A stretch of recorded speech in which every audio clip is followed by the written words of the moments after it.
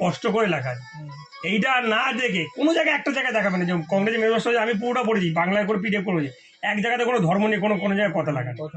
তো এইভাবে এইটা যে প্রচার করছে এটা পুরো মিডিয়াতে, পুরো মিডিয়া এটা সব আমাদের মিডিয়ার কাজটা কি আছে? যদি কংগ্রেস যদি করে তার বিরোধী করে আগে দেখা হচ্ছে যে এইটা যে বলে সেটা মানা দিচ্ছে না।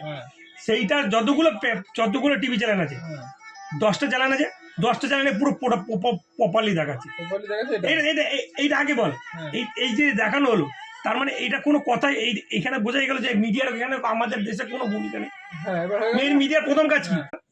যে এই যে এইটা বিচার করা, এবার সেকেন্ড বিচার করা প্রথম কাজ তো।